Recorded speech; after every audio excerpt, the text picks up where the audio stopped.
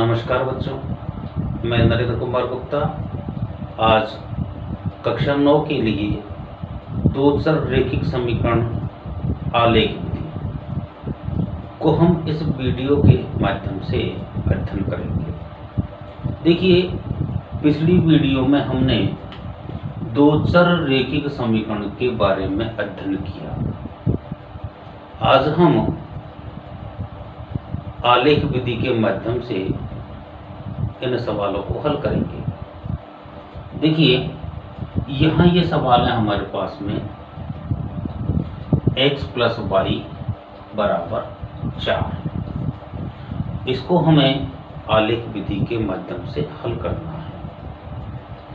आलेख विधि के माध्यम से जब हम हल करेंगे तो हम इस बात को जानते हैं कि सबसे पहले हमको एक सारणी बनानी पड़ेगी। उस सारणी के अंदर हमको x और y के मान ज्ञात करके लिखने होंगे। तो हम उन मानों को सीखने के पहले आपको मैं बात बता देता हूँ कि हमने अब तक बहुत सारी वीडियो हमारी तैयार हो चुकी है। इन वीडियो को देखने के लिए आप चैनल में नए हैं तो सब्सक्राइब करें और चैनल में जाकर के आप और वीडियो को देख सकते हैं। देखिए, यहाँ हमारे पास में एक सारणी सबसे पहले हम बनाते हैं। इस सारणी के अंदर कम से कम 3 मान हमारे होने चाहिए। जब भी हम ग्राफ बनाते हैं तो हमें x और y के कम से कम 3 मान हमें ज्ञात करने होते हैं। तो देखो, अब इन मानों को हम कैसे ज्ञात करते हैं, ये हमारा समीकरण है। अब हम इस समीकरण में से, जो ये हमारा समीकरण है, इस समीकरण में से एक चर को दूसरे पक्ष में भेज देते हैं। ये जो काम करेंगे ये हम हमारी सुविधा के लिए करेंगे।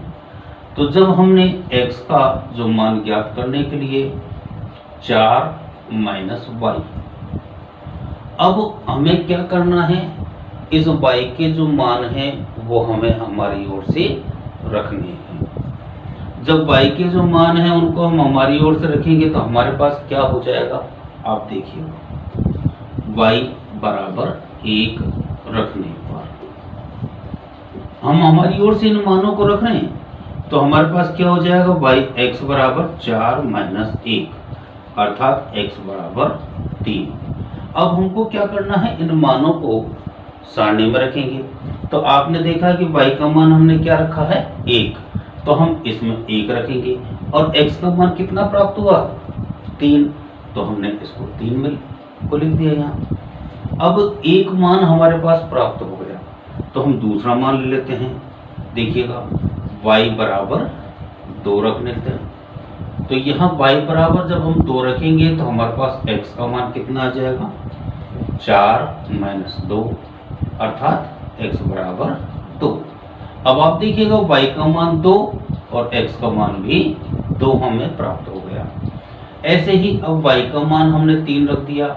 हम 0 भी रख सकते हैं और भी कोई मान रख सकते हैं, माइनस में भी रख सकते हैं, ऐसी कोई दिक्कत नहीं है। परंतु हमें एक बात का ध्यान रखना होता है।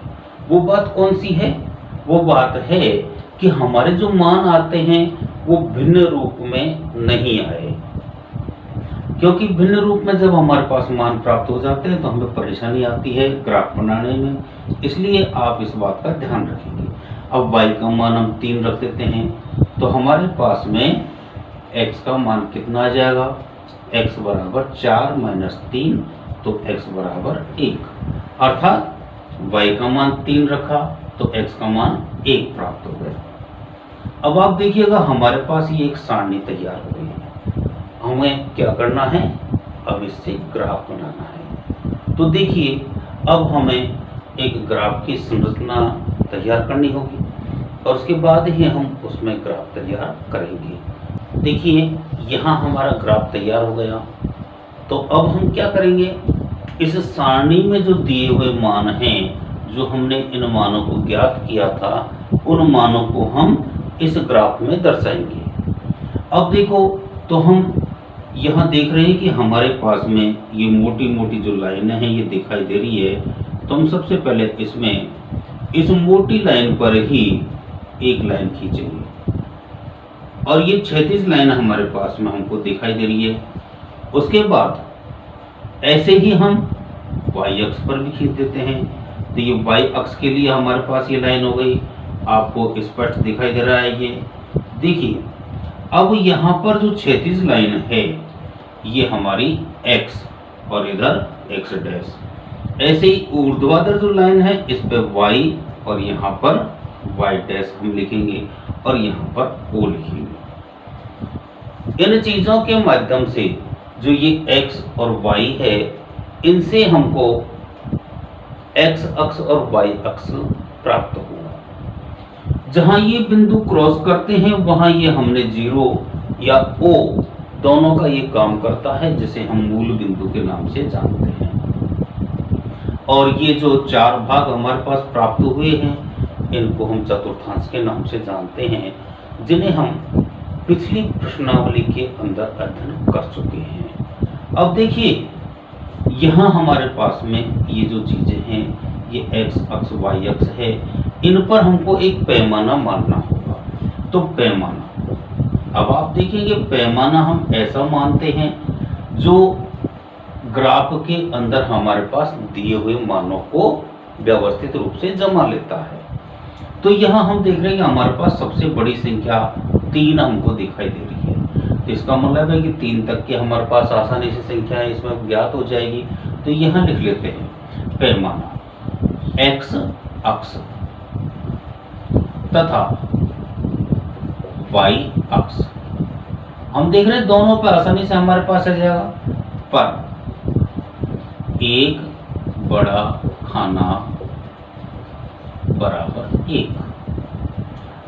अब देखो, जब हमने एक बड़ा खाना बराबर 1 मान लिया तो हमारे पास क्या हो जाएगा, आप भी देखेंगे कि यहाँ पर ये जो मोटी मोटी लाइन है इन पर हमने 1 2 3 4 5 6 ऐसे ही इधर लिखेंगे तो ये माइनस में आएगा, -1 -2 -3। ये हमारे पास x अक्ष का हो गया। ऐसे ही y अक्ष पे लेंगे 1 2 3 4 5, नीचे ले लेते हैं -1 -2 -3। अब आप इस बात को ध्यान रखें, यहाँ कुछ बालक क्या करते हैं, गलतियां कर देते हैं। और वो गलती क्या करते हैं कि जो ये गणना हमने की है, क्योंकि उनको पता नहीं लगता कि ये -1 इधर से लिखना है, प्लस की संख्या इधर से लिखनी है, तो वो क्या करते हैं, भूल जाते हैं।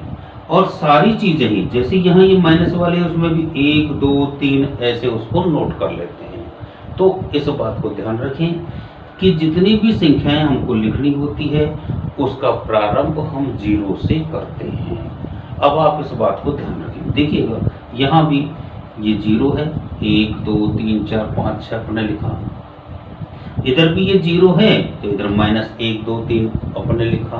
तो पूरी कुल मिलाकर के ये हमारे पास जो 0 है उससे हमने इन मानों को लिखना प्रारंभ किया। अब देखिएगा, हम जो हमारा समीकरण द्वारा हमने मान प्राप्त किए थे, सारणी बनाई थी, इस सारणी से हम क्या करते हैं, आलेख तैयार करते हैं। तो हमने देखा कि 3 1, इस 3 1 में इसको व्यवस्थित कर लेते हैं। यहाँ हम 3 1, ये हमारा पहला बिंदु, दूसरा बिंदु है हमारे पास 2 2 और तीसरा बिंदु हो गया 1 3। ये हमने लिख लिया, ये अपनी सुविधा के लिए हमने लिखा। अब यहाँ हमारे पास में 3 1 है। जब ये 3 1 है तो इसका मतलब है कि पहला जो मान होता है वो हमेशा x अक्ष का होता है। ये एक मुख्य बात है। तो हमने देखा कि x अक्ष पर 3 कौन से स्थान पर प्राप्त हो रहा है, यहाँ 3 है, और y अक्ष का 1, ये दोनों हमारे पास इस बिंदु पर मिलते हैं। तो इसके स्थान पर हमने क्या लिख दिया, यहाँ देखिएगा पहले तो हमने बिंदु को दर्शा दिया, उसके बाद जो मान हमारे पास में है उसको लिख दिया। ऐसे ही फिर अगला जो बिंदु हमारे पास में है यह है 2 2। इसका मतलब है x का मान भी 2 और y का मान भी 2, ये हमारे पास आ गया। यहाँ भी हमने 2 और 2 लिख दिया। फिर है 1 3, इसका मतलब x का 1 और y का 3, तो यहाँ हो गया 1 और 3। अब आपने देखा कि तीनों बिंदुओं के जो निर्देशांक है वो हमने इसमें दर्शा दिए हैं। तो क्या करना है, अब हम तीनों बिंदुओं को मिलाते हुए एक लाइन खींचेंगे। देखिएगा ये जो मेरा ग्राफ पेपर है ये कच्चा है, अर्थात जो हमारा ग्राफ पेपर आएगा कॉपी में, उस ग्राफ पेपर की जो लाइनें हैं वो फिक्स होगी। अपने यहाँ कुछ लाइनें छोटी भी हो सकती है, कुछ बड़ी भी हो सकती है। ऐसे हमारे पास में ये जो लाइन आएगी ये हमारी एक बिल्कुल सीधी लाइन आएगी। इस लाइन पे हमारा जो समीकरण है उसको भी हम दर्शाएंगे। तो यह समीकरण है हमारे पास x प्लस वाई बराबर 4। इस प्रकार से हम ग्राफ पेपर को तैयार करते हैं। अब देखिएगा, आपने एक बार पुनः इसको देख लेते हैं कि हमारे पास एक समीकरण दिया हुआ है। इस समीकरण के बारे में ये कहता है कि आलेख विधि से इसको हल कीजिए। तो आलेख विधि से हल करने के लिए हमने सबसे पहले क्या किया, एक सारणी बनाई और अलग अलग मान रख करके हमने एक सारणी को तैयार कर लिया। जब सारणी तैयार हो गई तो उसके बाद हमने ग्राफ पेपर लिया और ग्राफ पेपर पर सारणी के अनुसार दिए गए मानों को हमने दर्शाया। दर्शाने के बाद में हमने देखा कि ये 3 बिंदु हमें प्राप्त हो गए। इनको हम एक सरल रेखा द्वारा तैयार कर देंगे, खींच देंगे। एक सरल रेखा हमने इनको खींची और ये तीनों बिंदु मिल गए। आप एक बात ध्यान रखें, यदि इन तीनों बिंदुओं में से कोई सा बिंदु अलग हो जाता है तो इसका मतलब है कि हमारा कोई ना कोई सा मान गलत है। इस बात को आपको ध्यान रखना है। अब देखिएगा हमारा अगला सवाल, देखिए हमारा अगला सवाल, यहाँ हम देख रहे हैं यदि बिंदु 3 4 समीकरण 3y बराबर ax प्लस 7 के आलेख पर स्थित है तो हमें a का मान ज्ञात करना है। इसका मतलब है कि ये जो मान दिए गए हैं बिंदु के 3 और 4, ये x और y के मान दिए गए हैं जो इस समीकरण को संतुष्ट करते हैं। तो हम क्या करेंगे, इसका हल करेंगे। अब यहाँ हल करेंगे तो हमारे पास हमको आलेख नहीं बनाना, ग्राफ नहीं बनाना। अब जब ग्राफ नहीं बनाना तो क्या करना है हमें, जब यहाँ ये इस बात को कह रहा है कि एक आलेख पर स्थित है, इसका मतलब पहले से ही हमारे पास ग्राफ बना हुआ है।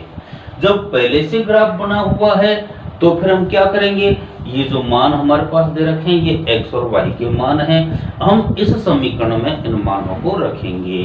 तो हमारे पास समीकरण क्या है हमारा, देखिएगा 3y बराबर ax प्लस 7 में x बराबर 3 तथा y बराबर 4 रखने पर अब हमें इन मानों को इस समीकरण के अंदर रख लेते हैं। तो 3 इंटू वाई का मान कितना है 4, a इंटू एक्स का मान है 3 प्लस 7। अब देखिएगा 3 गुणा 4 करेंगे तो 4 तिया 12 बराबर 3a प्लस 7 हमें प्राप्त हो जाएगा। जब ये प्राप्त हो गया तो अब क्या करना पड़ेगा हमको, हम देख रहे हैं कि ये पक्षांतर करना होगा। तो 12 माइनस 7 बराबर 3a। अब a का मान ज्ञात करने के लिए पहले इसको सरल कर लेते हैं। 12 में 7 गए तो 5 बराबर 3a, और a का मान चाहिए इसलिए इस 3 को हम इसके नीचे ले जाते हैं। तो 5/3 बराबर a, अर्थात a बराबर 5/3 हमको प्राप्त हो जाएगा। और यही हमसे ये पूछ रहा है। देख लीजिएगा यहाँ हमारे पास ये समीकरण है। इस समीकरण में हमने x और y के मानों को व्यवस्थित रूप से जमा दिया और जमाने के बाद में हम इसको हल करते हुए चले गए। तो हमारे पास a का मान प्राप्त हो गया। अब एक सवाल और देख लीजिएगा। देखिए हमारा अगला सवाल, यहाँ इस सवाल के अंदर हमको दे रखा है कि एक नगर में एक टैक्सी का किराया निम्नलिखित है। अब किराया निम्नलिखित है, वो कैसे है? देखिए, पहले किलोमीटर का किराया कितने रुपए है? 8 रुपए है। इसका मतलब है कि जब वो पहला किलोमीटर चलता है 1 किलोमीटर, तो उसको 8 रुपए देने होते हैं। और यदि उसके बाद और भी दूरी तय करता है तो प्रति किमी का किराया 5 रुपए है। अब आप इस बात को समझेंगे। मान लीजिए वो 2 किलोमीटर जाएगा। अब 2 किलोमीटर जाएगा तो उसको पहले किलोमीटर के तो कितने देने पड़ेंगे? 8 रुपए। और दूसरे किलोमीटर के कितने देने पड़ेंगे? 5 रुपए। तो 2 किलोमीटर के लिए कितने रुपए हो गए? 8 और 5 13, अर्थात 13 रुपए देने पड़ेंगे। लेकिन अगर वो और भी ज्यादा किलोमीटर जाएगा तो हम क्या करेंगे? मान लीजिए 10 किलोमीटर चला जाता है। अब 10 किलोमीटर जाता है तो पहला जो किलोमीटर है उसके तो कितने रुपए देने पड़ेंगे? 8 रुपए। और बाकी कितने बचे फिर? 9 किलोमीटर। उन 9 किलोमीटर का जो किराया है वो 5 रुपए प्रति किमी के हिसाब से देना है। तो इसका मतलब क्या हो गया कि 9 किलोमीटर का 45 रुपए हो गए और 1 किलोमीटर के 8 रुपए, अर्थात 10 किलोमीटर जाने पर उसको 53 रुपए देने होंगे। ये बात हमारे पास ये सवाल समझा रहा है। लेकिन उसके आगे हमको कुछ और भी दे रखा है। अब और क्या दे रखा है? यदि तय की गई दूरी, अर्थात दूरी कितनी है? x किमी है। तो हम इस बात को जान गए कि दूरी हमारे पास x किमी है। तो 1 किलोमीटर का तो उसको 8 रुपए देना है और बाकी दूरी कितनी बचेगी? हमको पता है कि कुल दूरी x किलोमीटर है, तो 1 किलोमीटर के लिए हमको क्या करना पड़ेगा? इस x में से घटाना पड़ेगा। x किमी हो और कुल किराया भी दिया हुआ है, कितना रुपए है? y रुपए हैं। तो इसका एक रेखिक समीकरण हमको लिखना है। क्या करना है? हमको समीकरण लिखना है। तो आप देखिएगा, सबसे पहले इसको हम हल लेते हैं। यहां तो यहां देखिएगा कि कुल दूरी आपके पास में ये है। कुल दूरी कितनी है? x किमी। अब इसमें से प्रथम किमी का किराया कितने रुपए हो जाएगा? 8 रुपए। अब हमने देखा कि प्रथम किमी का किराया अर्थात 1 किलोमीटर हमारा इसमें से निकल गया। किस में से? कुल दूरी में से। तो शेष दूरी कितनी बच गई? अब शेष दूरी हमारे पास कितनी बच गई? x माइनस 1 किमी। अब देखिए, जो ये शेष दूरी है, अर्थात हमारे पास ये कह रहा है कि जो शेष दूरी है उसके लिए क्या करना है? 5 रुपए प्रति किलोमीटर के हिसाब से देना है। तो शेष दूरी का किराया, अब हमारे पास क्या हो जाएगा? शेष दूरी का किराया। तो क्या करना होगा इसके लिए? हम इस बात को देख रहे हैं कि पहला किलोमीटर निकल गया, जो शेष बचा है उसको 5 रुपए के हिसाब से चलना है। तो यहाँ हो गया 5 और x माइनस 1 रुपया।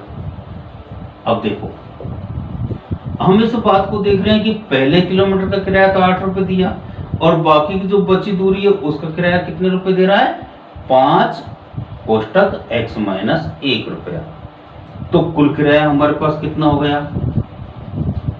कुल किराया आप देखिएगा, यहां हमारे पास कुल किराया भी दे रखा है इसने, कितना हो गया? 5।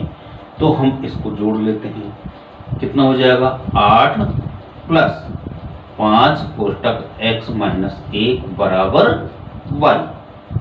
अब अपन इसको खोल लेते हैं, खोल करके इसको हल कर लेते हैं। तो 8 प्लस 5x माइनस 5 बराबर y। अब 8 में से 5 गया तो कितना रह गया हमारे पास? 3 प्लस 5x बराबर y। आप इसको ऐसे भी लिख सकते हैं कि 5x माइनस y बराबर माइनस का 3। ये हमारे पास समीकरण प्राप्त हो गया। अब आप इस बात को ध्यान रखें कि हम इसको आलेख विधि में भी दर्शा सकते हैं, अर्थात इससे हम ग्राफ भी बना सकते हैं। ऐसे आप और भी वीडियो आप देखें, वीडियो को ध्यान रखें, शुरू से लेकर अंत तक देखा करें। और यदि मान लीजिए आपने चैनल को सब्सक्राइब नहीं किया तो सब्सक्राइब करें, अपने दोस्तों को लाभ देने के लिए शेयर भी करें। धन्यवाद।